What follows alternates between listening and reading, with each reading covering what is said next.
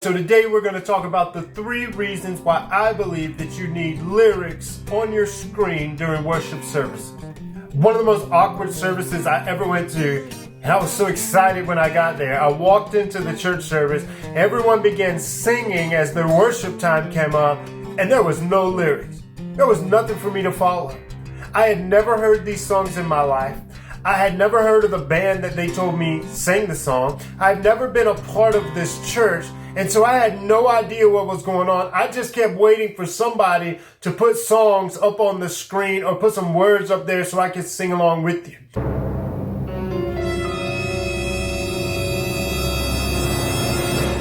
I kept looking for lyrics.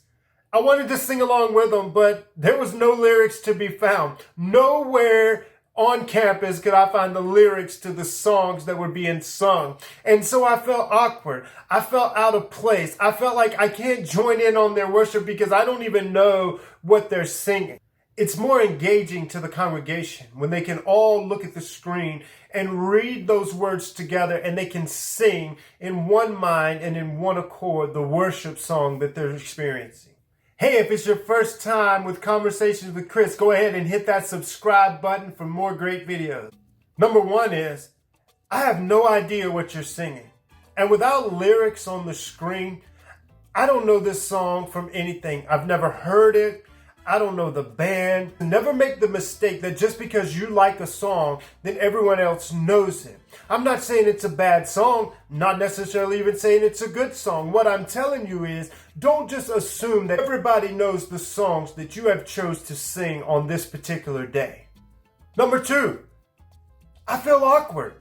Without lyrics on the screen, when people start singing, point number 1 is I have no idea what you're singing. Point number 2 is that it's making me feel really awkward while you're standing around. Everyone's having a good time. They're worshiping the Lord. They're singing. They're dancing. Some people crying. Some people smiling. And I'm just sitting there looking for lyrics. Number 3, I want to sing with you. I came to be in on a worship experience. I came to get in on what you're doing. And so I want to sing those songs of worship with you. I want to smile. I want to dance. I want to clap. I just want to be a part of it. And without lyrics on the screen, and I don't know what you're saying, I feel awkward. So therefore, I surely can't sing along. So when I started youth ministry, we had no way to put lyrics on the screen. We had no way to let people know the songs we were singing so they wouldn't feel awkward and so they'd be able to sing along with us. We just had to hope that when they came in the door and we started singing, that they would just join in on the singing. So what did I do? I didn't have a lot of funds. We didn't have a lot of people just pouring in saying, hey, we'll give you what you need. We'll help you any way we can. And so what I did was I found a way to connect my laptop to my TV.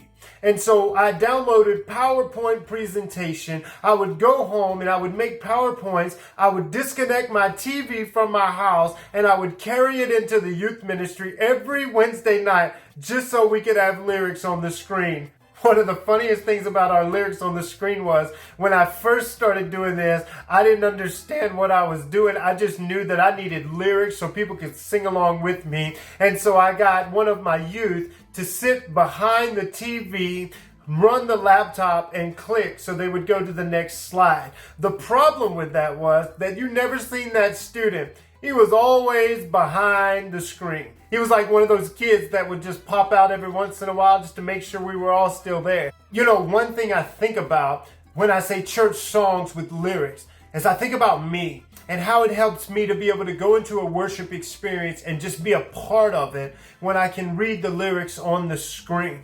But more importantly than that is that when I think about myself, sometimes I don't have a particular genre of music that I adapt to. I don't have a particular style that you should sing in the church. And when there's no certain genre of music that you're going after, there's no certain style that you've showed up at the church to hear, then it could only be that you've come to worship and to get in on whatever's going on in the church. And to enhance that worship experience by putting those lyrics on the screen, you more engage me in your service.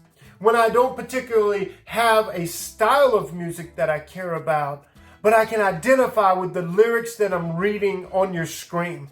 And when I identify with the lyric that I'm reading, then something in my mind tells me, hey, this is where you identify with this particular song. And something in my heart begins to rise up and causes me to want to sing that song a little bit louder. And now that I know the lyric to the song, I can sing until my heart is content. You don't need a certain setup. You don't need the latest and the greatest. But if you're having a worship experience and you're inviting outsiders in, you can't just assume that everyone knows your songs and everyone likes your style of music. We can make sure that we put clear lyrics on the screen and that everyone can see them and that they can read so that they can enjoy this worship experience with us. I just think that it will help people to engage more in the praise and worship set that you have going. My ministry experience tells me that when there's lyrics on the screen and when everyone can sing together, there is something that will happen amongst the hearts of everyone in attendance. Some of the most powerful services that I've ever been a part of, they've come out of a worship service where everyone was singing in one mind, in one accord, and just focused on the Lord. I don't believe every time someone gets on a stage to sing that there has to be lyrics on the screen.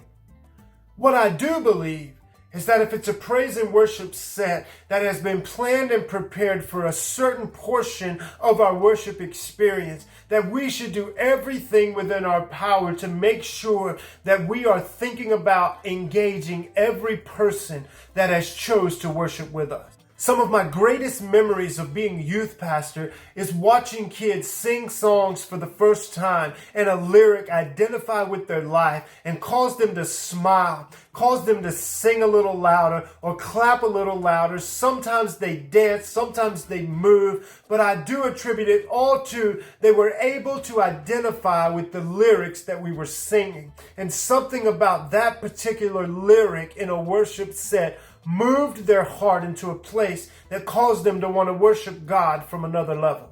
When everybody in the church is singing, I just want to sing with them, but I don't know what they're singing. That's awkward. It's just a weird place to be in. A worship experience must be engaging to everyone that is in attendance. It must create something in them that causes them to want to grow closer to God through this experience. A great worship experience is one that everyone in the congregation can walk away from and say, man, I really feel like that was a day that I should have been there. You want to create excitement in your congregation, something that causes them to want to come back next week and join right in with you. Whether they've been there since the beginning, since day one, they're a charter member, or whether they're the one that just walked off the street, engaging them in your worship set will be a powerful tool. I didn't grow up in church. So when I go around churches and they just begin singing songs to the Lord, I have no idea what they're singing. Hey, if you want to see more great videos from Conversations with Chris, go ahead and click this one right here.